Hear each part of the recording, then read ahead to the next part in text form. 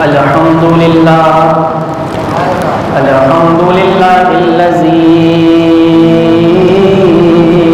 أكبر والصلاة والسلام على سيد البشر أما بعد فأعوذ بالله من الشيطان اللعين الرجيم بسم الله الرحمن الرحيم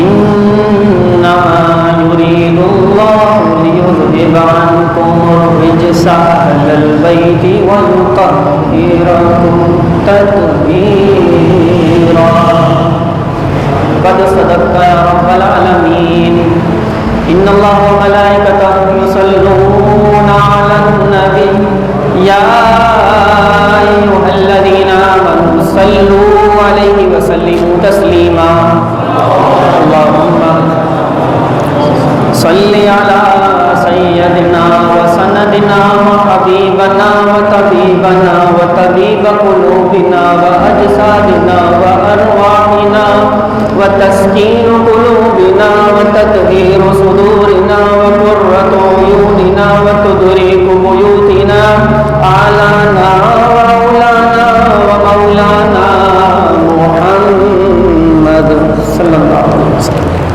وعلى آله وصحبه وأزواجه وأولياء أمته وعلماء ملته إلى آخر الحياة.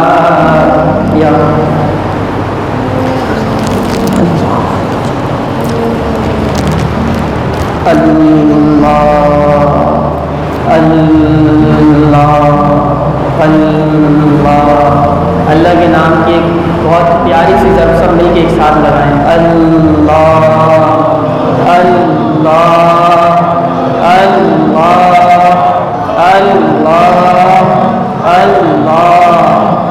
نبیوں کا تاجدار ہے نانا حسین کا، نبیوں کا تاجدار ہے نانا حسین کا، اور افضل ہے سارے جہاں سے گھرانہ حسین کا. ایک پل کی تھی حکومت بس یزید کی، ایک پل کی تھی حکومت بس یزید کی، صدیاں حسین کی زمانہ حسین کا. قتل حسین اصل میں مرگ یزید ہے، قتل حسین اصل میں مرگ یزید ہے. ارے آج بھی لہرا رہا ہے پرچم حسین کا، آج بھی لہرا رہا ہے پرچم حسین کا. اور واہ حسین اسلام کو زندہ کیا تو نے، واہ حسین اسلام کو زندہ کیا تو نے، حق اور باطل میں فرق کر دیا تو نے. جی کر مرنا تو سبھی کو آتا ہے، جی کر مرنا تو سبھی کو آتا ہے، مر کے جینا سکھا دیا تو نے، مر کے جینا سکھا دیا تو نے. اور جینا اگر تو چاہتا ہے تا حیات چین سے، جینا اگر تو چاہتا ہے تا حیات چین سے، تو جینا علی سے سیکھ مرنا حسین سے، جینا علی سے سیکھ، جینا علی سے سیکھ مرنا حسین سے. اور یوں کر رہے ہیں مدحت سرکار ذوالمنن، یوں کر رہے ہیں مدحت سرکار ذوالمنن کہ کوثر سے دھو کر لائے ہوں تعریف کا متن، اور پہنا دیا ہو زبان کو ہنر کا پیراہن. سرمد کوہ طور کا غازہ گلاب کا، آغاز نعت یوں ہے رسالت مآب کا کہ پہلے نبی کے عشق کی دولت خدا سے لی، دولت ملی تو فکر کی جرت خدا سے لی، جرت ملی تو حسن عقیدت خدا سے لی، طرز بیاں کے واسطے نصرت خدا سے لی، اور جرت ملی خیال ملا قلم ملا، یہ سب ملے تب نعت اذن رقم ملا. اور الفاظ دست بست میرے سامنے تھے سب، جانچا ہے میں نے خوب الفاظ کا نسب. تھرا رہا ہے پھر بھی قلم کیا لکھوں لقب کہ میں پیش آفتاب ہوں مثل چراغ شب. کیسے بیاں ہوں مرتبہ عالی وقار کا کہ لاؤں کہاں سے ڈھنگ میں پروردگار کا، کہ لاؤں کہاں سے ڈھنگ، لاؤں کہاں سے ڈھنگ میں پروردگار کا. خلاق کائنات مالک ارض و سما کا بے پایا شکر اور فضل کے اس خالق و مالک نے اس مقدس دن کی مقدس رات ہمیں عطا فرمائی، اور اپنے مقدس گھر میں بیٹھ کر مقدس ہستیوں کا ذکر کرنے کی اور سننے کی توفیق بخشی. اللہ سب کا آنا قبول فرمائے. ہر ہر قدم کے بدلے آنے والے، ہر ہر قدم کے بدلے اللہ تعالیٰ آنے والوں کی تمام پریشانیوں کو حل فرمائے، نیک اور جائز حاجات کو پورا فرمائے. اس بابرکت محفل میں اور اس مقدس مسجد میں ہمارے فیصل بھائی کے توسل سے ہماری حاضری ہوئی ہے. یہاں پر اللہ اللہ تعالیٰ ان کو بھی سلامت رکھے، اور ان کے جو ریلیٹیو ہیں جن کے تھرو یہاں پر آنا ہوا، اللہ تعالیٰ ان کو بھی سلامت رکھے۔ تو کوئی خون کا رشتہ تو ہے نہیں، ٹھیک ہے، ایک ملاقات حضرت سے ہوئی تھی، ان کی محبت کہ انہوں نے یہ شرف بخشا کہ یہاں پر آ کے کچھ گفتگو کر لی جائے۔ ہوتا کچھ یوں ہے کہ جو محبتیں اللہ کے لیے کی جائیں تو پھر اللہ تعالیٰ اس میں بہت نوازا کرتا ہے۔ رشتوں کی بات الگ ہوتی ہے، کچھ منافع کی بات الگ ہوتی ہے، کچھ کاروبار کی بات الگ ہوتی ہے، لیکن جب محبت اللہ کے لیے کی جائے تو اس کی بات ہی کچھ نرالی ہوتی ہے۔ یہ میں نہیں کہتا، حضور علیہ السلام جلوہ فروز ہیں، صحابہ موجود ہیں، حضور علیہ السلام نے فرمایا اے میرے صحابہ، حضرت انس سے روایت ہے، فرمایا اے میرے صحابہ، قیامت کا دن ہوگا، اللہ نور کے ممبر سجائے گا اور ان پہ جو موتی لگے ہوں گے وہ ایک موتی کی چمک اتنی ہوگی کہ سورج کی چمک ہلکی پڑ جائے گی۔ نفسا نفسی کے عالم میں اتنے خوبصورت ممبر اللہ سجائے گا، اور پھر حضور نے فرمایا اے میرے صحابہ بتاؤ ان ممبر پہ کون بیٹھے گا؟ صحابہ نے کہا، عرض کی حضور اس پر انبیاء بیٹھیں گے؟ کہا نہیں، انبیاء نہیں بیٹھیں گے۔ کہا حضور پھر اس پہ شاید کہ ہم صحابہ بیٹھیں گے؟ کہا نہیں، صحابہ کا بھی یہ مقام نہیں کہ ان ممبروں پر بیٹھے، ان کا مقام اللہ نے اور دوسرا رکھا ہے، ان ممبروں پہ کون بیٹھے گا؟ تو صحابہ نے دست بست عرض کی فدا کا ابی و امی یا رسول اللہ، آپ ارشاد فرمائے کون بیٹھے گا؟ حضور علیہ السلام نے فرمایا قیامت کے نفسا نفسی کے عالم میں اتنے پرسکون منظر اور ماحول میں ان نورانی ممبروں پر وہ بیٹھے گا جو ایک دوسرے سے اللہ کے لیے محبت کرتا ہوگا۔ آپ کا وقت بڑا قیمتی ہے، میرے بھی 10 کام ہوں گے، میں یہاں بیٹھ کے اپنے گھنٹوں بیان کروں، آپ بیٹھ کر سنیں، اتنا وقت کس کے پاس ہے؟ کوئی کیوں بیٹھے اپنے کام چھوڑ کر، اپنی مصروفیات چھوڑ کر، اپنا وقت نکال کر اپنی زندگی کا قیمتی وقت یہاں بیٹھ کے کیوں صرف کرے؟ کسی کو کیوں سنے؟ کسی میں کیا رکھا ہے؟ ارے کچھ نہیں رکھا، یہ قرآن و حدیث کی بات کر رہا ہے، اہل بیت کا ذکر سنا رہا ہے، ان کی محبت میں بیٹھے، اللہ اور اس کے رسول کی محبت میں آ کر بیٹھ گئے، اور ہم جدا ہوں گے تو ہمارا مقصد بھی کوئی اور نہیں، اللہ اور اس کے رسول کی محبت میں جدا ہوں گے۔ تو اگر اللہ کی محبت میں بیٹھے تو اس حدیث کے روح سے مبارکباد کے لائق ہے، اللہ تعالیٰ یہ ممبر ہمیں بھی عطا کر دے گا۔ تو اللہ کے لیے محبت کرنا سیکھیں۔ لوٹتے اس عنوان کی طرف جس پر میں نے کچھ کلام کرنا ہے، خلاق کائنات نے قرآن مجید فرقان حمید میں بہت ہی خوبصورت انداز میں ارشاد فرمایا ہے، انما یرید اللہ لیذھب عنکم الرجس اہل البیت ویطہرکم تطہیرا۔ بہت ہی خوبصورت قرآن کی آیات ہے۔ اس آیت کے ضمن میں کچھ احادیث میں نے پیش کرنی ہے، اور منظر کربلا کے تناظر میں پیغام کربلا آپ کو دے کر انشاءاللہ اجازت چاہوں گا۔ شہادت کیا ہوتی ہے، شہید کیا ہوتا ہے، اس کو تھوڑا سا آپ نے اور میں نے آج سمجھ کے اٹھنا ہے۔ اللہ کی راہ میں جب بندہ اپنی جان قربان کرتا ہے، کلمہ حق کے لیے جہاد کرتا ہے، اور اپنی جان کا نذرانہ ہتھیلی پہ رکھ کے اللہ کے حضور پیش کر دیتا ہے، تو اسے شہادت کہتا ہے۔ عموماً آپ کو اور مجھے اگر کوئی زخم لگ جائے تو ہمیں اس کی تکلیف ہوتی ہے، انسانی فطرت ہے، نیچر ہے انسان کی کہ اسے تکلیف ہوگی۔ اگر کوئی مارے، اگر کوئی چیز لگ جائے، اس کے کٹ لگ جائے، اس کا بلڈ بہنے لگے تو اسے تکلیف ہوگی۔ اب قرآن کی سورہ یوسف کی ان آیات کی طرف میں صرف اشارہ دینا مقصود ہے تاکہ آپ سمجھ سکیں کہ زلیخا کو جب اس کی دوستوں نے تانا دیا کہ تم تو اپنے غلام پہ ہی فدا ہو گئی، اس غلام میں ایسا کیا رکھا ہے؟ تم تو عزیز مصر کی بیوی ہو، تمہارا تو اسٹیٹس ہی بہت لیول بہت ہائی ہے، تم اس پہ کیسے فدا ہو سکتی ہو؟ اس نے کہا یہ سمجھی نہیں کہ میں فدا کس پر ہوئی ہوں، میں یہ دکھاتی ہوں۔ زلیخا نے دعوت کی، دسترخوان سجایا، ان کے ہاتھ میں قرآن کہتا ہے کہ ان کے ہاتھ میں سیب دے دیے، اور زلیخا نے پیچھے سے جا کے یوسف علیہ السلام کو کہا اے یوسف یہ میرا حکم ہے، ذرا اس کمرے کے آگے سے تم گزرو تو صحیح۔ یوسف علیہ السلام صرف کمرے کے آگے سے گزر گئے۔ تو قرآن کہتا ہے کہ وہ جو عورتیں تھیں جن کے ہاتھ میں سیب تھے، اس سیب کو کاٹتے کاٹتے اپنی انگلیاں کاٹ بیٹھی اور انہیں خبر بھی نہ ہوئی۔ کمال یہ نہیں کہ انگلیاں کٹ گئیں، کمال کی بات یہ ہے قرآن کہہ رہا ہے کہ وہ انگلیاں کاٹ بیٹھی اور انہیں انگلیاں کٹنے کی خبر بھی نہ ہوئی۔ اس کی وجہ کیا تھی کہ حسن یوسف میں وہ اتنا مگن ہوئی کہ ان کی انگلیاں کٹ گئی، انہیں خبر ہی نہ ہوئی۔ حسن یوسف کی تاثیر میں مگن اتنا ہوئی کہ انگلیاں کٹنے کی خبر نہ ہوئی۔ تو پھر چلیے حدیث مبارکہ کی طرف کہ حضور علیہ السلام ارشاد فرماتے ہیں کہ جب شہید کے جسم پر زخم لگتا ہے، اللہ ہر زخم کے بدلے اپنے جلوے کا دیدار کراتا ہے۔ یوسف کا دیدار ہو تو انگلیاں کٹتی ہے، پتہ نہیں لگتا، تو جب شہید کے جسم پہ زخم، تیر، تلوار، نیزے لگتے ہو اور اللہ کے جلوے سامنے ہو تو اسے کیسے پتہ لگتا ہو؟ تو شہید کا تو مرتبہ یہ ہے پھر اب اس حدیث کو میں یہیں روک کر امام حسین کے جسم پر کتنے زخم لگے اور انہیں کتنے جلووں کا دیدار ہوا اس طرف بھی آؤں گا۔ تو شہید کا مقام و مرتبہ یہ ہے۔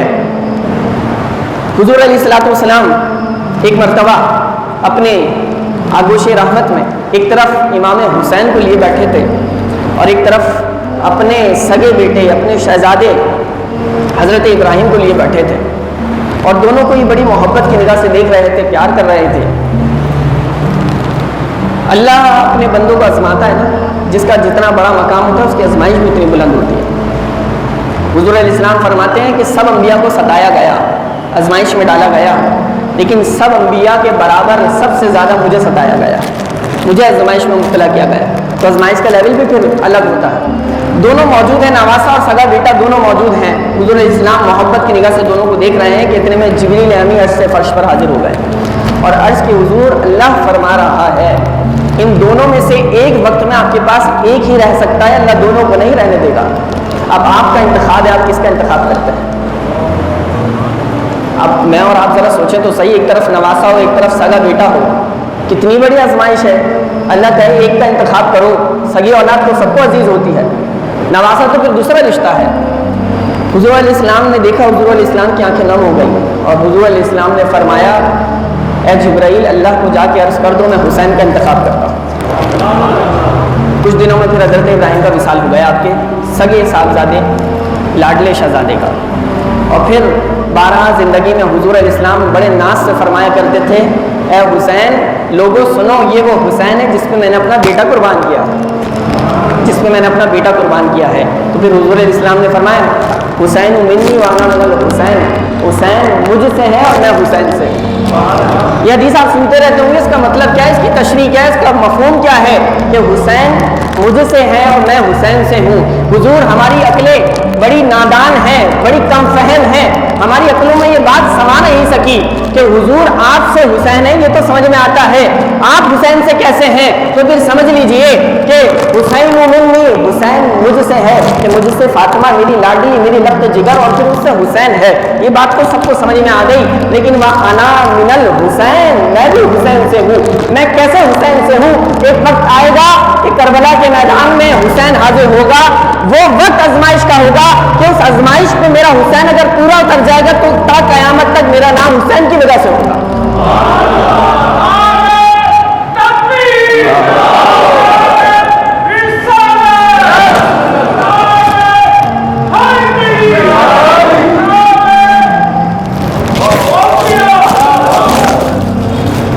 تو فرمایا حسین منی وانا من الحسین، حسین مجھ سے ہیں اور میں حسین سے ہوں۔ فرمایا کہ الحسن والحسین سیدہ شباب اہل جنہ، فرمایا یہ کوئی عام نہیں ہے، انہیں عام سمجھو، یہ کون ہیں؟ یہ جنتی نوجوانوں کے سردار ہیں، جنتی جوانوں کے سردار۔ حضور علیہ السلام سے نے ایک بار اپنے شہزادے کے ناز اٹھاتے ہوئے اپنے شہزادی کی سواری بن گئے، صحیح حدیث سنا رہا ہوں۔ تو امام حسین جو ہے حضور علیہ السلام کے سوار ہو گئے، حضور علیہ السلام امام حسین کے لیے سواری بنے ہوئے ہیں، تاجدار انبیاء، اور امام حسین سوار ہیں۔ تو امام حسین نے پھر عرض کی حضور نانا جان بات یہ ہے کہ اور بچوں کی جو سواریاں ہیں ان کے اوپر تو مہار ہے، ایک رسی ہے مہار ہے جسے پکڑتے ہیں، میرے پاس اس سواری پہ مہار نہیں ہے۔ تو وہ کونین کے والی کہ وہ کہا کسی شاعر نے کہ کونین کو خم آ جاتا ہے کہ جب وہ زلف سوارا کرتے ہیں، وہ زلف جس کی زلف کی قسم رب قرآن میں اٹھاتا ہے کہ واللیل اذا سجا، اس زلفوں کو دو حصوں میں کر کے حضور علیہ السلام نے فرمایا اے حسین تمہاری مہار یہ ہے، تمہاری مہار یہ ہے۔ امام حسین نے ان زلفوں مبارک کو دونوں طرف سے یوں پکڑ لیا، سواری تیار ہے کہ حضرت عمر کا گزر ہوا۔ حضرت عمر رضی اللہ تعالیٰ عنہ نے جب دیکھا تو بڑے ہی خوبصورت انداز سے فرمایا حضور کیا ہی بات ہے، کتنی خوبصورت سواری ہے۔ حضور علیہ السلام نے مسکرا کے فرمایا اے عمر سواری تو دیکھ رہے ہو، یہ بھی تو دیکھو سوار کتنا پیارا ہے، سوار کتنا پیارا ہے۔ گویا سمجھ لو اگر سواری نبیوں کے سردار کی ہے تو جو سوار ہے وہ جنتی نوجوانوں کا سردار ہے، تو کوئی عام بات تو نہیں ہے، مقام بڑا اعلیٰ ہے۔ حضور علیہ السلام نے شدید محبت فرمائی امام حسین سے، اور احادیث بہت زیادہ، ابھی حضرت والا بھی حدیث سنا رہے تھے کہ جس نے حسین سے محبت کی اللہ بھی اس سے محبت فرماتا ہے۔ اور ایک حدیث مبارک ہے کہ من مات حب اہل بیتی مات شہیدن، کہ جو اہل بیت کی محبت میں فوت ہو جائے تو مات شہیدن، وہ شہید ہے، شہید کے مرتبے میں۔ تو اہل بیت کی محبت دل میں بہت ضروری ہے کہ اس گھرانے نے جو کچھ ہمیں دیا ہے، آج ہمارے گھروں میں جو اسلام ہے انہی کے صدقے، انہی کی قربانیوں کے صدقے ہے۔ حضور علیہ الصلوۃ والسلام کے لاڈلے شہزادے لخت جگر نور نظر امام حسین رضی اللہ تعالیٰ عنہ، ایک وہ پورا تاریخ کا منظر ہے کہ امیر معاویہ رضی اللہ تعالیٰ عنہ صاحب رسول، آپ کا جب وصال ہوا تو عرب کا یہ ابھی بھی طریقہ ہے کہ جب وصال ہوتا ہے تو تب تک اس شخص کی تدفین نہیں کرتے جب تک امیر منتخب نہ کر لیں، کسی کو خبر ہی نہیں کرتے کہ یہ حضرت کا وصال ہو گیا، پہلے امیر منتخب ہوگا پھر خبر کریں گے۔ تو ملعون یزید جو تھا وہ تخت نشین ہو گیا، سب سے بڑا خوف اسے امام حسین سے ہوا کہ ان کی جو ہے وہ فین فالوئنگ زیادہ ہے، ان کے فالوور زیادہ ہیں، ان کے چاہنے والے زیادہ ہیں، سب سے بڑا خطرہ ہی مجھے ان سے ہے، اگر ان کے چاہنے والے میرے خلاف آ گئے تو میری حکومت اور تخت و تاج تو بالکل خراب ہو جائے گا۔ اور امیر معاویہ رضی اللہ تعالیٰ عنہ نے فرمایا کہ 3 بندے اگر تمہیں کہیں کہ تم امیر بننے کے قابل ہو تو امیر بننا، ورنہ ایک طرف ہو جانا، تمہارا حق نہیں امیر بننا۔ وہ 3 بندے کون تھے؟ فرمایا حضرت عبداللہ بن عباس، حضرت عبداللہ بن زبیر اور امام حسین۔ اگر یہ 3 بندے شہادت دے دیں ہاں تم اس قابل ہو کہ تم تخت پہ بیٹھو اور تم امیر بنو تو امیر بننا، ورنہ ایک طرف ہو جانا۔ اس لعنتی ملعون نے ایسا کچھ نہیں کیا۔ حضرت امیر معاویہ کی تو وصیت اور نصیحت لکھی ہوئی ہے، تو یہ ان پہ بلیم نہیں کیا جا سکتا کہ انہوں نے اپنے بیٹے کو تخت نشین کر دیا۔ بہرکیف تو اب یزید کو جب خطرہ ہوا تو یزید نے جو ہے وہ فوراً کوفہ کے گورنر کو خط بھجوایا کہ امام عالی مقام سے بیعت لی جائے۔ بیعت کسے کہتے ہیں؟ بیعت کسے کہتے ہیں کہ تم میری اطاعت کرو گے، اب میں امیر ہوں، وہ ہاتھ پہ ہاتھ رکھ کے دعائیں پڑھا دے، بیعت کر دے کہ تم نے ہر چیز میں میری اطاعت کرنی ہے، میرا آرڈر تمہارے لیے قابل قبول ہوگا، کوئی چو چرا نہیں ہوگی، ہر چیز میں تمہیں میری اطاعت کرنی ہوگی، یہ بیعت ہوتی ہے۔ اب یزید چاہ رہا تھا کہ امام حسین ہاتھ میں ہاتھ دے کر بیعت کر دیں کہ نعوذ باللہ کہ یزید تم جو کہو گے، جیسا کہو گے ویسا ہو جائے گا۔ حالانکہ ایسا نہیں ہو سکتا تھا۔ ایسا کیوں نہیں ہو سکتا تھا؟ کہ وہ حسین کی زبان وہ زبان مبارک ہے کہ حضور علیہ السلام اپنی زبان اقدس سے لعاب دہن حسین کو پلایا کرتے تھے۔ حضور علیہ السلام کی زبان مبارک جس زبان سے اللہ کا کلام نکلتا تھا اس زبان کو امام حسین چوسا کرتے تھے، وہ فیض ملا کرتا تھا۔ اور اس کا یزید کا کیا حال تھا؟ یزید کا یہ حال تھا کہ جب اس سے تخت ملا اور اس کی حکومت ہوئی تو پھر اس نے کیا کیا؟ اس نے کہا لوگوں بات یہ ہے کہ مدینہ 3 دن کے لیے میں تم پر حلال کرتا ہوں۔ اس کی کم بختیاں، اہل بیت کے ساتھ جو کچھ ہے وہ تو سب جانتا ہے، زمانہ جانتا ہے، لیکن کچھ اور بدبختیاں بھی اس کی ہیں، کچھ اور کام بھی اس نے بڑے خراب کیے۔ مدینے میں اس نے 3 دن کے لیے شراب عام کر دی، حضور علیہ السلام کے روزے کے ساتھ گھوڑے اور کچر باندھے، 3 دن تک حضور علیہ السلام کے روزے پہ اذانیں نہیں ہوئی۔ سعید بن مسیب رضی اللہ تعالیٰ صحابی رسول، نابینا صحابی رسول، فرماتے ہیں کہ میں نابینا تھا اور اذانیں نہیں ہو رہی، مجھے خبر نہیں ہوتی تھی کہ میں کس طرح سے نماز ادا کروں، حضور کے روزے کے ساتھ لگ کر بیٹھا ہوں، یزیدی لشکر ہے، گھوڑے بندھے ہوئے اور بڑا ہی عجیب ماحول ہے، اذانیں بند ہو گئیں۔ تو سعید بن مسیب رضی اللہ تعالیٰ نے جو بات ارشاد فرمائی وہ ایمان کو تازہ کر دینے والی ہے۔ آپ نے فرمایا 3 دن تک یزید لعنتی نے اذان نہیں ہونے دی، لیکن واللہ میں اپنے ایمان کی گواہی سے کہتا ہوں روزہ رسول سے 3 دن تک مجھے اذان کی بھی آواز آئی اور اقامت کی بھی آواز آئی۔ 3 دن تک میں نے اسی اذان اور اقامت سے نماز ادا کی ہے۔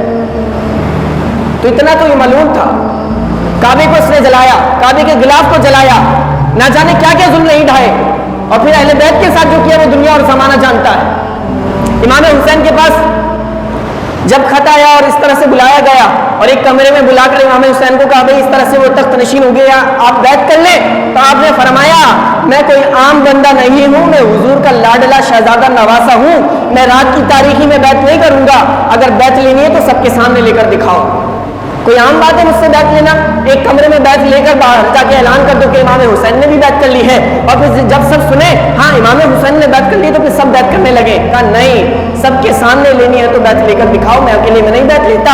جب یہ بات کہی تو پیچھے سے کسی نے آواز دی یہ اگر اب ہاتھ سے نکل گئے تو دوبارہ واپسی نہیں آئیں گے، ہو سکے تو انہیں ابھی یہی قتل کر دو۔ جب یہ بات امام حسین کے کانوں میں پڑی تو امام حسین جلال میں تشریف فرما تھے، آپ نے اپنا رخ انور موڑا اور فرمایا انا حسین بن علی ابن ابی طالب، ارے نادام میں حسین ابن ابی طالب ہوں، اگر ہے ہمت تو میرے سامنے کھڑے ہو کر دکھا۔ یہ آپ کا عالم تھا۔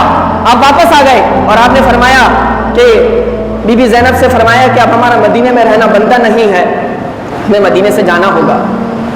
میں نہیں چاہتا کہ میرے نانا جان کا شہر جو ہے وہ اہل بیت کے خون سے رنگا جائے، ہمیں یہ شہر کوچ کرنا ہوگا، مکہ روانہ ہوں گے۔ آج عمرہ کرنے کوئی چلا جاتا ہے، حج کرنے چلا جاتا ہے، 10 دن کی حاضری ہو، 15 دن کی ہو، 2.5 مہینے کی ہو، اس سے آپ ذرا پوچھیں اس کی کیفیت کیا ہوتی ہے کہ جب وہ روضہ رسول پہ حاضر ہوتا ہے اور آخری سلام عرض کرتا ہے۔ ایک عاشق کے لیے روح قبض ہو جانے جیسا منظر ہوتا ہے کہ حضور پتہ نہیں زندگی میں اب دوبارہ آنا ہوگا بھی کہ نہیں ہوگا، کہ آپ کے دربار پہ آخری سلام اور آخری حاضری پیش کر رہا ہوں۔ یہ اس کا عالم ہے جو 10 دن کے لیے مدینے میں رہ لے، جو 15 دن کے لیے مدینے میں رہ لے، اور جس کا دروازہ کھلتا ہو مسجد نبوی سامنے ہو، جو اپنے نانا کی گودوں میں کھیلا ہو، جو لڑکھڑاتا ہوا حجرے سے نکل کر آئے تو نانا اپنا خطبہ چھوڑ کے اس شہزادے کو اٹھا کر ممبر پہ بٹھا لے۔ جب وہ اپنا آخری سلام اپنے نانا کے سامنے عرض کر رہا ہوگا تو اس کی دل کے عالم کیا ہوگا، اس کی کیفیت کیا ہوگی۔ امام حسین نے نانا جان کے سامنے آخری سلام عرض کر کے مکہ کی طرف روانہ ہوئے، اور مکہ کی طرف جب روانہ ہوئے تو کوفیوں کے خطانا شروع ہو گئے۔ عربی کا مقولہ ہے الکوفی لا یوفی، کوفی کبھی وفا نہیں کرتا۔ کوفیوں کے خطانا شروع ہو گئے کہ یہ یزید لعنتی ہم پر مسلط ہو گئے، آپ ہمیں آ کر بیعت کریں، ہم آپ کی بیعت کرنا چاہتے ہیں، ہم حق تسلیم کرنا چاہتے ہیں، ہم آپ کو امام بنانا چاہتے ہیں۔ کچھ 40,000 خط 3 بورے خطوں سے بھرے ہوئے، اتنی کثرت سے مسلمانوں کے خط، اور جو آخری خط آئے ان میں جملے کیا تھے؟ ان میں جملے یہ تھے، سخت جملے تھے، کہا یا امام ہم آپ سے رجوع کر رہے ہیں، آپ نہیں آ رہے، اگر اب آپ نہ آئے اور ہم سے بیعت نہ کی تو آخرت میں ہم اللہ کے حضور شکایت کریں گے کہ ہم نے اپنی کوشش کی لیکن ہمیں مدد کو امام حسین نہ پہنچے۔ جب یہ والے خط امام حسین نے پڑھے تو حج کے احرام کو عمرے کے احرام میں تبدیل کرتے ہوئے آپ کوفہ کی طرف روانہ ہو گئے کہ میں لوگوں کو بیعت کروں گا۔ وہاں مسلم بن عقیل نے ایک خبر پہنچائی کہ 22,000 40,000 کے قریب، غالباً 40,000 کے قریب لوگ کوفہ میں بیعت ہو گئے، یعنی امام حسین کے آنے سے پہلے 40,000 بیعت ہو گئے۔ یہ خبر جب پہنچی اور کہا کہ حالات بڑے سازگار اور بڑے اچھے ہیں، یہاں امام آپ تشریف لے آئیں، جب یہ خبر یزید اور ابن زیاد کو پہنچی تو اس نے فوراً مسلم بن عقیل کو شہید کروا دیا۔ اب یہ شہید ہو گئے، امام حسین کو ابھی اس کی خبر نہیں تھی۔ آپ سمجھیں ان حالات کے تناظر میں امیجن کر کے آ رہے ہیں کہ حالات بڑے اچھے ہیں، 40,000 مسلمان کوفہ میں منتظر ہیں، اور وہ کیفیت بھی کوفہ کی نہیں بھولی جاتی کہ کوفہ کی مسجد میں جب مسلم بن عقیل نے نماز پڑھائی تو 40,000 افراد پیچھے کھڑے تھے، اور جب سلام پھیرا تو ایک بندہ بھی پیچھے نہیں کھڑا تھا، ایک شخص بھی پیچھے موجود نہیں تھا، سب نے اپنے دروازے بند کر لیے، اور مسلم بن عقیل کو شہید کیا گیا تو کوئی پناہ دینے کے لیے تیار نہیں تھا۔ امام حسین کوفہ میں تشریف لائے، رستے میں آپ کو خبر دی گئی کہ مسلم بن عقیل شہید ہو گئے، لیکن آپ نہیں رکے، آپ نے کہا میں رکوں گا نہیں۔ آپ جب کوفہ تشریف لائے اور پورا پھر تناظر ہے، آپ کربلا میں رکے، آپ ٹھہرے تو وہاں پہ آپ کا محاصرہ کیا گیا۔ اب کتنی فوج بھیجی، کتنے افراد بھیجے؟ 1,000 نہیں، یہاں پہ اہل بیت کے وجود، صحابہ کے وجود کتنے ہیں؟ 72 اب ان کے مقابلے میں افراد ذرا دیکھیے گا یزیدی لشکر کتنا آتا ہے، 22,000، بولیے گا کتنے؟ 22,000۔ اب ذرا کیلکولیشن اگر آپ کر کے دیکھیں تو آپ خود آئیڈیا لگا لیں ایک بندے کے حساب سے کتنے مقابلے میں بنتے ہیں۔ 72 کے مقابلے میں 22,000، اور پھر بھی دل میں ڈر ایسا ہے کہ خط لکھ کر بھیجا کہ 22,000 کا میں اور بھیجو۔ ابن زیاد یزید کہنے لگا نادان ہو گئے ہو، 72 کے مقابلے میں 22,000 بھیجے اور کہہ رہے ہو اب بھی اور فوج بھیجو۔ کہا رے نادان تمہیں نہیں خبر، یہ علی کے اولاد ہے، یہ ایک بھی 1,000 پہ بھاری ہے، ایک بھی 1,000 پہ بھاری ہے، ان کی رگوں میں علی کا خون دوڑتا ہے۔ جس کے ہاتھ میں ذوالفقار ہو کہ جو خیبر کا دروازہ اکھاڑ کر پھینک دے، کہ علی کے ذکر کو اتنا ادنا نہ سمجھ ہے ممکن، علی تو وہ ہے جو ایک ہاتھ سے خیبر اکھاڑ دیتا ہے۔ کہا 22,000 کا میں اور فوج بھیجو۔ 22,000 فوج سامنے یا 72 کا وجود سامنے ہے، امام حسین موجود ہیں۔ آپ نے حجت تمام کی، آپ نے خطبہ دیا، آپ نے کہا کہ میں تم سے جنگ نہیں کرنا چاہتا، تم بھول گئے میں کون ہوں، میں تمہارے نبی کا نواسا ہوں۔ حجت تمام کی، پورا خطبہ ارشاد فرمایا، کہا تم کیا کرنا چاہتے ہو، میرے خون سے اپنے ہاتھوں کو رنگین کر کے اپنی آخرت کیوں برباد کرنا چاہتے ہو، میں واپس چلا جاتا ہوں، مجھے جانے دو۔ کہا نہیں، واپس جانے کا ایک ہی رستہ ہے، آپ بیعت کریں گے یا آپ ہم سے جنگ کریں گے۔ ایک جنگ ہوتی ہے خود اسٹارٹ کرنا، یہ جنگ اسٹارٹ کرنے والی نہیں تھی، یہ دفاعی تھی کہ کوئی آپ کو مارے تو آپ اس سے بچاؤ کے لیے اپنے آپ کو سیف کریں، یہ والی جنگ تھی۔ امام حسین جنگ نہیں کرنا چاہتے تھے، جنگ بلا ہوتی ہے 72 میں خواتین کے ساتھ، ننھے 6 مہینے علی اصغر کے ساتھ، کون کرتا ہے ایسے جنگ؟ تو جب محاصرہ کر لیا اور جانے نہیں دیا ظالموں نے، تو امام حسین یکم محرم الحرام کو کوفہ میں موجود تھے، اور 7 محرم الحرام کو جب یزید نے اور ابن زیاد نے دیکھا کہ ایک اور طریقہ ہے، بلیک میل کیا جا سکتا ہے، کہ کیسے بلیک میل کریں؟ کہ بچے بھی ساتھ ہیں، خواتین بھی ساتھ ہیں، ایک کام کرتے ہیں، ان کا کھانا پینا بند کر دو، دریا فرات سامنے ہے، ایک قطرہ بھی پانی کا نہیں ملے گا اور کھانا پینا بھی نہیں ملے گا، بیٹیاں ساتھ ہیں، آل رسول کی شہزادیاں ساتھ ہیں، ننھے شہزادے ساتھ ہیں، خود ہی پگھل جائیں گے اور مان جائیں گے۔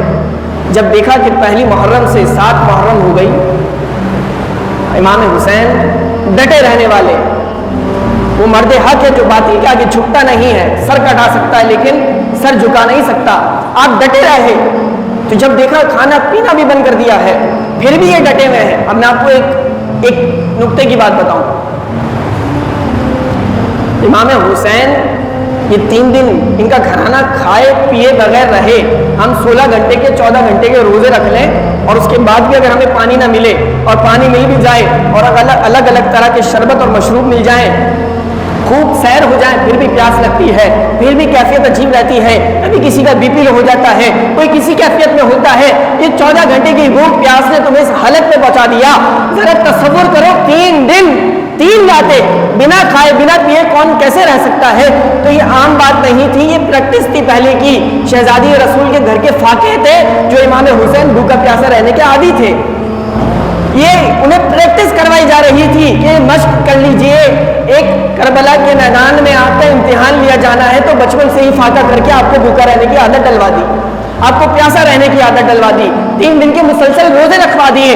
جب یہ عمل بھی ہو گیا تو پھر قرآن میں اللہ نے ان کی شان میں آیت نازل فرما دی کہ اللہ تو ان کو پسند کرتا ہے کہ جو کبھی کھانے بیٹھے تو مسکین کو دے دے، کبھی قیدی کو دے دے، کبھی کسی کو دے دے، سب کچھ لٹا دے اپنا۔ تو یہ پریکٹس تھی جو 3 دن کھائے پیے بغیر رہ لیے۔ امام حسین موجود ہیں، ڈٹے ہوئے ہیں۔ 9 محرم الحرام 10 محرم الحرام کی رات کو امام حسین نے جب دیکھ لیا کہ معاملہ حل نہیں ہو سکتا تو امام حسین نے کہا مجھے 1 رات چاہیے۔ کتنی راتیں؟ بولیں کتنی راتیں؟ آپ کو نیند تو نہیں آ رہی؟ ایک تاریخ ذہن میں بٹھانا چاہ رہا ہوں، لطف اندوز واقعات کی طرح اگر میں بھی بتا دوں تو تاریخ ذہن میں نہیں بیٹھ سکے گی، ایک پس منظر ہونا چاہیے کہ واقعہ کربلا کیوں، کب، کہاں اور کیسے پیش آیا، آخر میں یہ بھی پتہ لگے کہ اس سے ہمیں پیغام کیا ملتا ہے۔ تو آپ نے کہا کہ مجھے کتنی راتیں چاہیے؟ 1 رات۔ کیوں چاہیے؟ سوچ لیں جنگ کرنی ہے یا نہیں کرنی، سوچ لیں بیعت کرنی ہے یا نہیں کرنی، سوچ لیں واپسی جانا ہے یا نہیں جانا۔ ذرا میں اپنی شہزادیوں کی، اپنی بہنوں کی شکل بھی دیکھ لوں، اپنے چھوٹے شہزادے کی شکل بھی دیکھ لوں، میں سوچنے پر مجبور ہوں، میں فیصلہ تبدیل کرنے پر مجبور ہوں، میرے ارادے پختہ نہیں، میرے ارادے متزلزل ہو رہے ہیں، اس میں سوچنے کے لیے 1 رات چاہیے۔ کہ مجھے 1 رات چاہیے، میں کھل کے اپنے رب کے آگے سجدے کرنا چاہتا ہوں۔ بولیں سبحان اللہ۔ 10 دن سے محاصرے میں ہو، 3 دن کی بھوک ہو، 3 دن کی پیاس ہو، 1 رات مانگی جا رہی ہے، کوئی اور بات نہیں کرنی، مجھے اپنے رب سے کچھ باتیں کرنی ہے، اپنے رب کے آگے دعائیں مانگنی ہے، اپنے رب کے آگے آخری سجدے کرنے، مجھے صرف 1 رات دے دو۔ کیا دی جاتی ہے آپ کو 1 رات؟ خیمے میں تشریف فرما تھے، آپ نے چراغ گل کر کے چراغ کو بجھا کر فرمایا کہ بات یہ ہے کہ ان کی جنگ مجھ سے ہے، ان کو میرا خون چاہیے، یہ میرے خون کے پیاسے ہیں، اگر تم میں سے کوئی بھی اٹھ کر چلا جائے تو تمہارے پیچھے کوئی نہیں آئے گا، میں کسی کے ساتھ ظلم زیادتی جبر نہیں چاہتا۔ چراغ کو گل کیا اور فرمایا خیمے میں اندھیرا ہے، جو اٹھ کر جانا چاہتا ہے چلے جائے، میں کسی سے کوئی شکوہ نہیں کروں گا۔ یہ کہنے کے بعد سکوت کیا، تھوڑی دیر توقف کیا، خاموش رہے اور پھر چراغ کو جلایا۔ جتنے وجود موجود تھے اہل بیت اطہار اور صحابہ کے، اتنے کے اتنے موجود تھے، کوئی اٹھ کر نہیں گیا۔ آپ کی آنکھیں بھی نم ہو گئی، کہا تم گئے کیوں نہیں؟ میرا کوئی شکوہ نہیں، کوئی زبردستی نہیں۔ تو ایک صحابی رسول کھڑے ہو کر عرض کرتے ہیں، اے امام، اے لفت جگر، اے نواسہ رسول، یہ تو 1 جان ہے، اگر 1000 جانیں بھی ہوں تو آپ کے نام پہ قربان کرنے کے لیے تیار ہیں۔ آپ کے نام پہ قربان کرنے کے لیے تیار ہیں. یہ تو ایک جان ہے, 1000 جانیں بھی رب دے دے, 1000 وجود بھی دے دے, 1000 جسم بھی دے دے, تو آپ کے نام پہ قربان کر دیں گے. ہم واپس جانے والے نہیں, آپ کے فیصلے کے ساتھ کھڑے ہیں. نعرہ تکبیر, نعرہ رسالت, نعرہ حیدری. آپ کے فیصلے کے ساتھ کھڑے ہیں, ہم کہیں نہیں جانے والے. اچھا, دوسرا دن ہوا, صبح ہوئی 10 محرم کی, جنگ کا دبل بجنے لگا. یزیدی فوج, یزیدی لشکر کیا کہہ رہا ہے, بھائی جمعے کی نماز بھی پڑھنی ہے, جلدی کرو, جنگ کرو. نمازیں پڑھ لینا, روزے رکھ لینا, حج پہ چلے جانا, یہ حق پہ ہونے کی دلیلیں نہیں ہوتی ہیں. ان کا قول ہے, ان کی بات ہے یزیدی لشکر کی, بھائی جمعے کی نماز پڑھنی ہے, جلدی کرو, جنگ کرو. آپ تصور دیکھیں, اہل بیت کو قربان کر کے, ان کے خون بہا کے, نواسۂ رسول کو ذبح کر کے جمعے کی نماز ادا کرنی ہے. اور پھر جمعے کی نماز ادا کر کے کریں گے کیا؟ اللہم صلی علی محمد وعلی آل محمد کما صلیت علی ابراہیم وعلی آل ابراہیم انک حمید مجید. اللہم بارک علی محمد وعلی آل محمد کما بارکت علی ابراہیم وعلی آل ابراہیم انک حمید مجید. آل کو درود بھی پڑھنا ہے, آل کو ذبح بھی کرنا ہے. کس تصور میں اور کس کشمکش میں باطل کی وہ لوگ کھڑے تھے. حضرت حر رضی اللہ تعالیٰ عنہ جو یزیدی لشکر میں موجود تھے اور امام حسین کو گھیر کے کوفہ تک لائے تھے, جب آپ نے دیکھا کہ امام حسین کے ساتھ یہ زیادتی کرنے کا ارادہ رکھتے ہیں, تو آپ نے اپنے گھوڑے کی ریڑھ لگا کر آپ نے یزیدی لشکر سے مڑ کے حسینی لشکر میں شامل ہو گئے. اللہ جب ہدایت دینا چاہتا ہے تو ایسے بھی چن لیتا ہے. حضرت حر یوں مڑ کر حسینی لشکر میں شامل ہو گئے اور کہا میں تمہاری طرف سے نہیں, میں حسینی لشکر کی طرف سے لڑوں گا. اور حسینی لشکر کی طرف سے سب سے پہلے قربان ہونے والی جان و شہادت جو وہ حضرت حر رضی اللہ تعالیٰ. نعرہ تکبیر, اللہ اکبر, سالہ یا رسول اللہ. تو فرمایا کہ جمعے کی نماز بھی ادا کریں. کہا جاتا ہے کہ جس نے حضور صلی اللہ علیہ وسلم کو نہیں دیکھا تھا نا, اور اس کو چاہت ہوتی, بڑی بات ہے, جس نے حضور کو نہیں دیکھا اور اس کو چاہت ہوتی کہ حضور کیسے تھے, تو لوگ کہتے تھے علی اکبر کو دیکھ لو, حضور ایسے تھے. شبیہ مصطفیٰ, حضور علیہ السلام کے ہو بہو ملتے جھلتے بالکل شبیہ مصطفیٰ کہا جاتا تھا. علی اکبر ایسے تھے, جیسے حضور کو دیکھنا ہو اسے علی اکبر کو دیکھ لو, حضور کی شبیہ ایسی تھی, ایسے دکھتے تھے حضور صلی اللہ علیہ وسلم. 18-16 سال کے نوجوان علی اکبر میدان کربلا میں اترتا ہے, 3 دن کی بھوک, 3 دن کی پیاس, جس طرف جاتا ہے تلوار ایسی چلتی ہے کہ مخالفین اور لانتیوں کو پچھاڑ دیتا ہے اور واصل جہنم کر دیتا ہے. اور جب واپس آتا ہے تو پھر وہاں پہ ہلچل مچ گئی. کہا کیا کریں, کہا اس کا تو کوئی حل ہی نہیں, ایک ایک کر کے لڑیں گے تو مارے جائیں گے. کہا ایک ساتھ ان پر حملہ کرو, کوئی تیر برسائے, کوئی نیزے چلائے, کوئی تلوار چلائے, ایک ساتھ حملہ کرو تو کوئی حل نکلے. پھر حضرت علی اکبر جاتے ہیں اور کئی لوگوں کو واصل جہنم کر کے آتے ہیں, اور آ کر ایک جملہ کہتے ہیں دل کو چیر دینے والا اگر محسوس کیا جائے, اور کہتے ہیں اے ابا جان, امام حسین سے کہتے ہیں اے ابا جان, اگر مجھے 2 پانی کے قطرے مل جائیں اور میرے حلق سے اتر جائیں تو میں ان سب کو واصل جہنم کر دوں گا. اور اسی بھوک اور پیاس کے ساتھ واپس جاتے ہیں اور پھر ظالم ان پہ وار کرتے ہیں. کوئی تیر برساتا ہے, کوئی نیزہ برساتا ہے, کوئی تلوار چلاتا ہے. ارے تمہیں یہ زخم نظر آتے ہیں, لیکن میرے نبی کی زبانی سنو, اگر شہید کے زخم لگے تو اللہ اپنے جلووں کا دیدار کراتا ہے. تو نہ کہو کہ علی اکبر کو زخم لگے, بلکہ علی اکبر کو اللہ کے جلووں کا دیدار ہو رہا تھا, اللہ کی تجلیات نظر آ رہی تھی. علی اکبر زمین بوس ہوئے, گھوڑے سے تشریف فرما ہو گئے نیچے اور شہید ہو گئے. علی اکبر کی لاشیں کو لے کر, وجود اور جسم مبارک کو لے کر امام حسین نے لا کر خیمے میں رکھا. تماشا لب بام نہیں ہے, کوئی آسان بات نہیں ہے. جوان اولاد کا جنازہ وجود لا کر لاشا رکھ دینا خیمے میں, اور خواتین کے سامنے بھائی کا جنازہ موجود ہے. کیا کریں, اب واپس گھر کو چلتے ہیں, جانی نقصان ہو گیا, معاملہ بگڑنے لگا ہے, بات خون پہ آ گئی, بات جان پہ آ گئی. نہیں, جانے جاتی ہے چلی جائے, نانا کا دین محفوظ رہے, نانا کا دین محفوظ رہے. ایک شہزادہ چلا گیا تو کیا ہوا, دوسرے شہزادوں کو بھیجیں گے. حضرت قاسم جاتے ہیں, امام حسن کے بیٹے, آج جاتے ہیں, انتہائی خوبصورت, انتہائی جمیل, کئی لوگوں کو واصل جہنم کر کے شہید ہو جاتے ہیں. علی اصغر 6 ماہ کے موجود ہیں، گود میں موجود ہیں. حضرت زینب نے علی اصغر کو امام حسین کو دیا اور فرمایا یا امام اس بچے کا تو کوئی قصور نہیں نا، یہ بڑا معصوم ہے، اتنے تو یہ ظالم نہیں ہوں گے، ان کے پاس لے جا کر ذرا ان سے کہہ دیں کہ جنگ ہم سے ہے، بچے سے تو نہیں، اس معصوم کو 2 قطرے پانی پلا دو، یہ بڑا پیاسا ہے.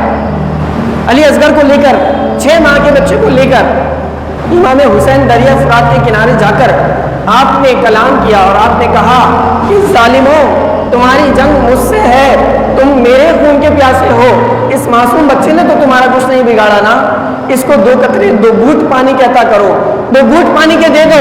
جب یہ کلام امام حسین نے کیا تو کسی ظالم نے تیر چلایا اور 2 شاخہ تیر چلایا، 2 منہ کا تیر چلایا جو بچے کی گردن سے آر پار ہو گیا اور گردن لٹک گئی، خون کا فوارہ نکلنے لگا.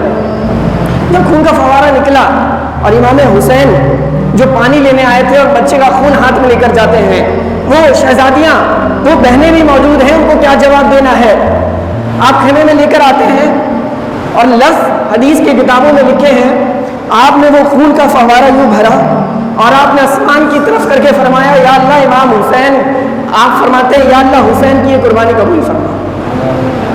آج اگر کسی کی اولاد مر جائے، فوت ہو جائے، دنیا سے چلی جائے تو ماں باپ کا حال دیکھیے گا، 4 دن تک آنکھیں نہیں کھل پاتی، کبھی ادھر گرتے ہیں کبھی ادھر گرتے ہیں، سنبھالے نہیں سمجھتے. یہ جوان بچے کی موت ہو گئی، صدمہ ہی ایسا ہے، کیا کرے. یہ آج کا دور ہے نا، اور امام حسین اپنے بچوں کی اپنے شہزادوں کی لاشیں لا لا کر رکھ رہے ہیں اور جذبہ اور حوصلہ دیکھیے، فرما رہے ہیں مالک حسین کی یہ قربانی بھی قبول فرما، مالک حسین کی یہ قربانی بھی قبول فرما. بالآخر امام حسین بھی میدان کربلا میں اترتے ہیں، اپنی دستار کو سجاتے ہیں، اپنے ابا جان کی ذوالفقار کو ہاتھ میں لے کر جب اترتے ہیں تو ہزاروں اور سینکڑوں لوگوں کو واصل جہنم کرتے ہیں. تو پھر کسی نے کہا یہ کون ذی وقار ہے، بلا کا شاہ سوار ہے، لباس ہے پھٹا ہوا، تمام جسم نازنی چھدا ہوا کٹا ہوا، پھر بھی ہے ڈٹا ہوا، یہ نبی کا نور عین ہے، یہ بال یقین حسین ہے، یہ بال یقین.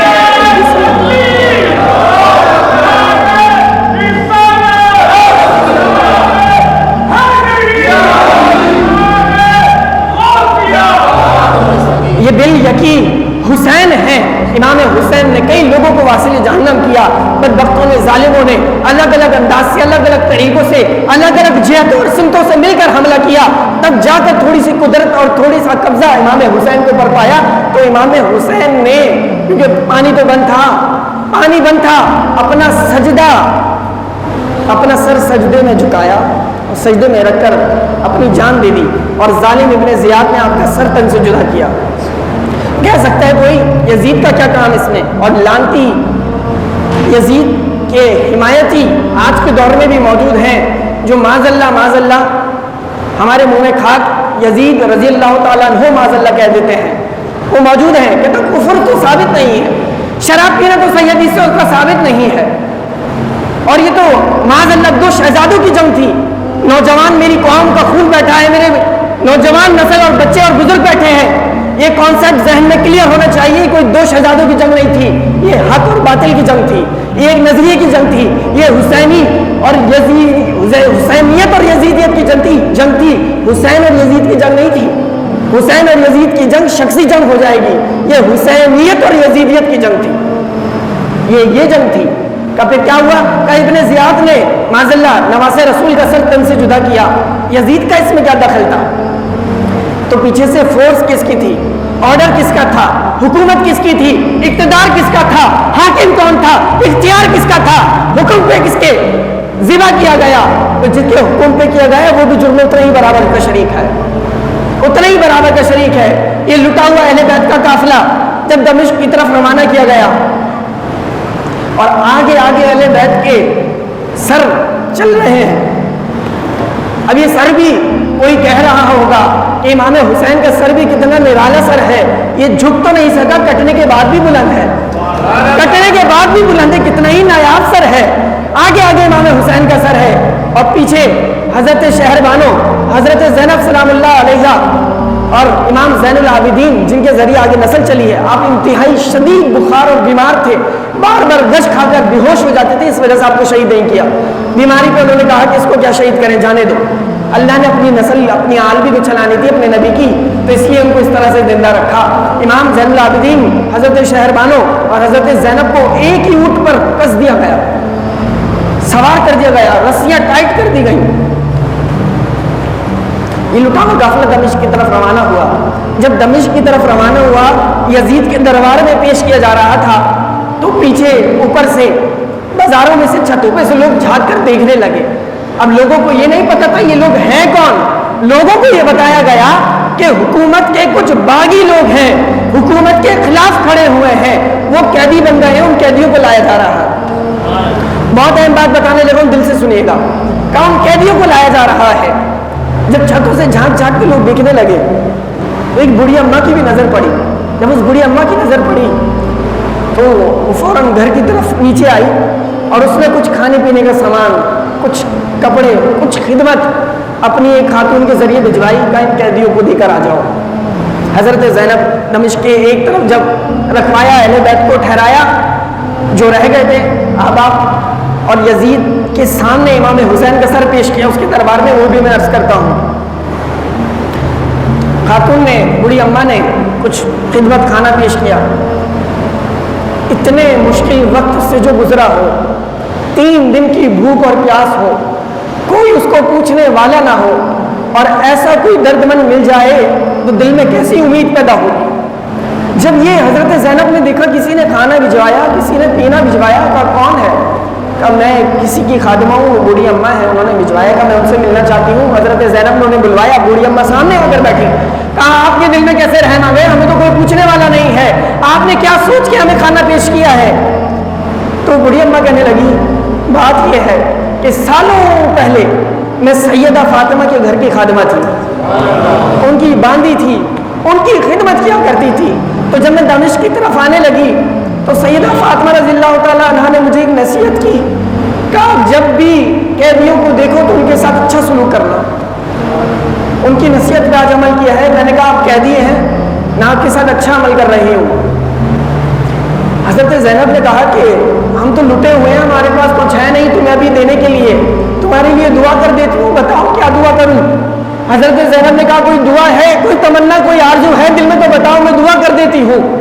تو جب یہ بات کہی تو بوڑھی اماں کہنے لگی ایک ہی زندگی کی آرزو ہے، جب میں سیدہ فاطمہ کے ہاں خدمت کیا کرتی تھی تو ان کی گود میں 6 مہینے کی شہزادی زینب ہوا کرتی تھی، آپ دعا کریں اللہ مجھے اس سے ملا دے، آپ دعا کریں میری اس سے ملاقات ہو جائے۔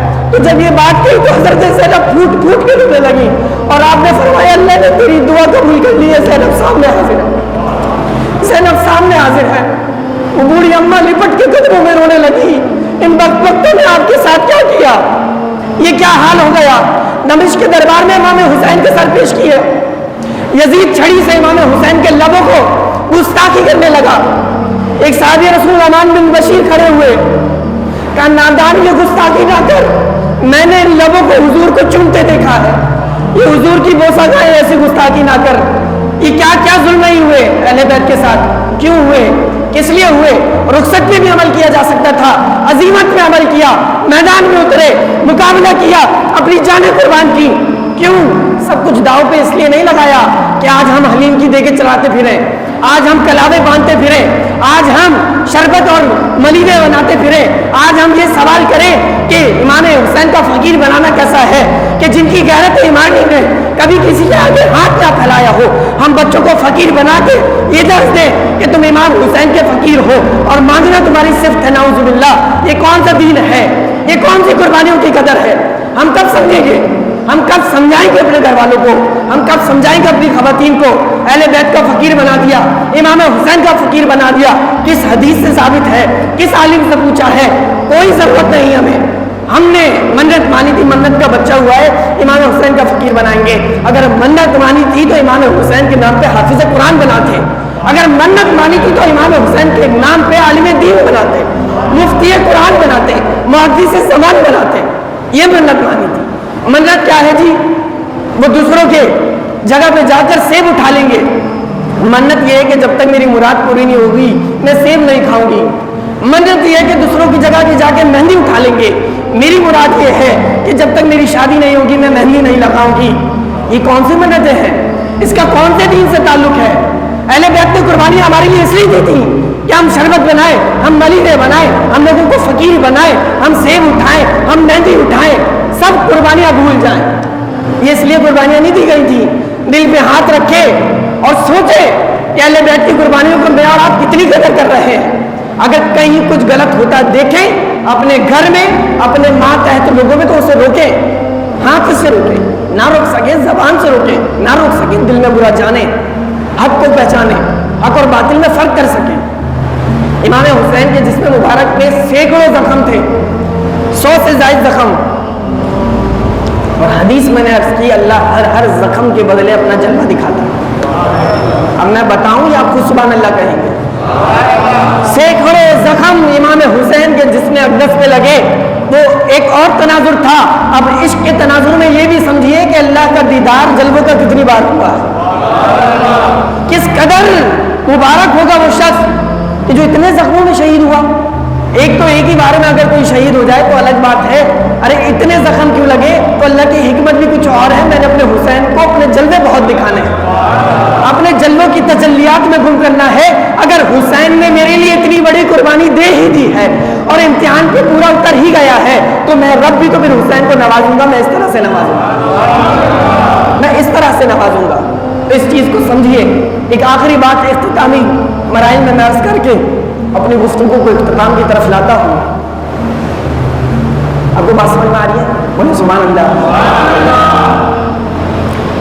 یہ دمشق سے مدینہ قافلہ روانہ ہوا, وہ پورا ایک سفر ہے, پوری ایک داستان ہے غم کی. جذبات ساتھ نہیں دے رہے کہ لفظوں کے پیرائے میں ان چیزوں کو بیان کیا جائے. اصل مقصد فکر کو سمجھنا ہے کہ حق کے آگے ڈٹ جانا, جھکنا نہیں ہے. یہ چیز میں اور آپ اپنے اندر رکھیں. اور نماز کا پیغام یہ ہر سالی بیان ہوتا ہے, ہر عالم بیان کرتا ہے, ہر امام بیان کرتا ہے کہ آخری لمحات بھی سجدے میں گئے ہیں. آج ایئر کنڈیشن مسجد ہو, یہ ماربل لگے ہوئے ہیں, یہ فین لگے ہوئے ہیں, ایک ایک سہولت موجود ہے, اور آج کسی سے پوچھیں بھائی نماز کیوں نہیں پڑھتے؟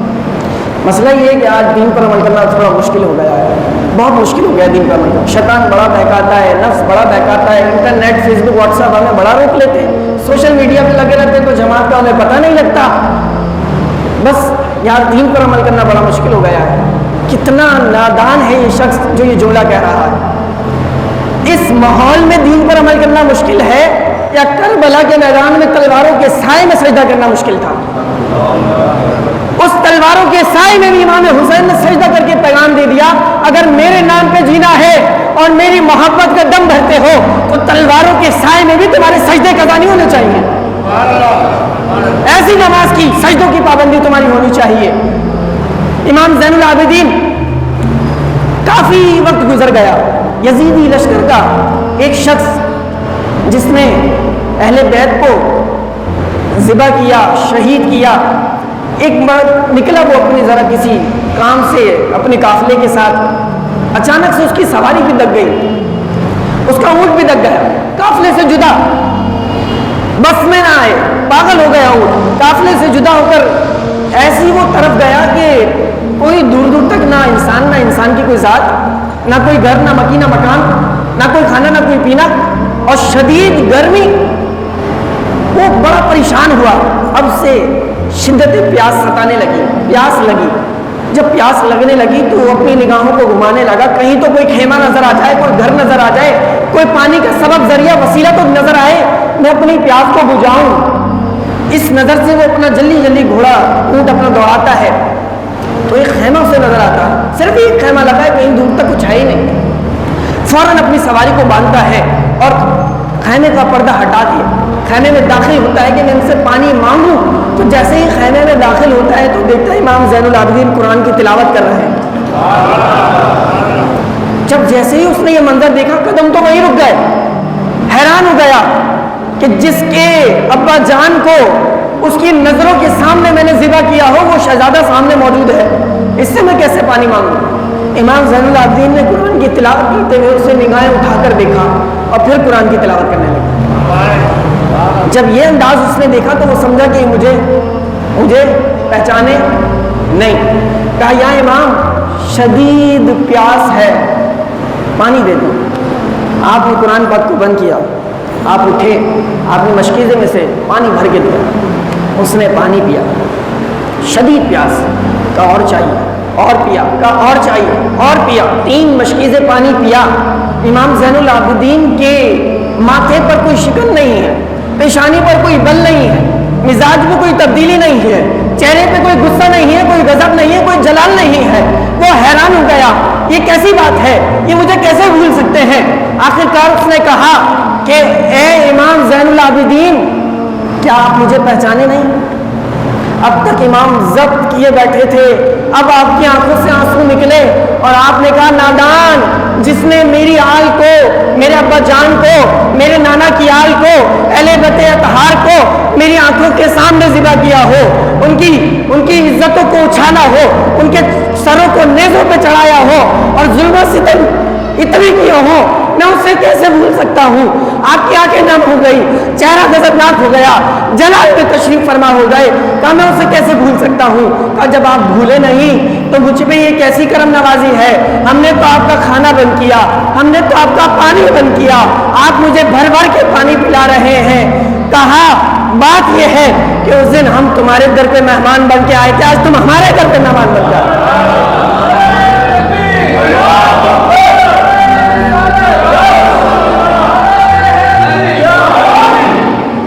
آج تم ہمارے در پہ، میرے خیمے پہ مہمان بن کے آئے ہو۔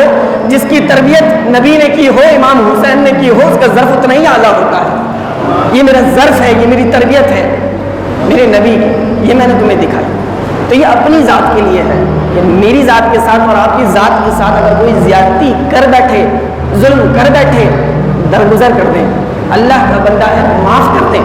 سگا بھائی ہے، سگا رشتہ دار ہے، ایسی دوریاں ہیں سالوں نہیں ملیں گے، کیوں بھائی؟ اس نے مجھے دعوت پہ نہیں بلایا، اس نے مجھے پوچھا نہیں، اس نے مجھے منہ نہیں لگایا، اس نے مجھے عزت سے نہیں بٹھایا، اس نے میں نے قرض مانگا، اس نے مجھے ادھار نہیں دیا، میں جانتا ہوں اس کے پاس پیسے تھے۔ ایسے اپنے چھوٹے چھوٹے ایشوز کو لے کر سگے رشتے جو ہے وہ سالوں میں مل رہے ہیں، سالوں میں بھی کیسے مل رہے ہیں؟ السلام علیکم، منہ ادھر ہے، ہاتھ ادھر ہے، جذبات کدھر ہے، مسکراہٹ کدھر ہے، اخلاق کدھر ہے، کچھ نہیں پتا۔ ہم اپنے سگے رشتے داروں کو معاف کرنے کے لیے تیار نہیں، اور ان کا اخلاق کیا ہے کہ اپنی ذات کے لیے معاف کرنا سیکھیں، درگزر کرنا سیکھیں اللہ کی وجہ سے۔ آج ہم جمع ہوئے ہیں، بہت مقدس رات ہے، آج کی رات جتنا ہو سکے عبادت کریں، اگر کل استطاعت ہو تو روزہ رکھ لیں، روزے کی بھی بڑی فضیلت ہے۔ حضور علیہ السلام فرماتے ہیں، مشکات کی حدیث مبارکہ ہے کہ یہ انبیاء کا طریقہ ہے 10 ماہ رمضان کا روزہ رکھنا، اور یاد رکھیں امام حسین کی شہادت کہیں بعد میں جا کر ہوئی ہے، اس سے بہت پہلے ہی 10 محرم الحرام بڑے عظمت والا دن تھا۔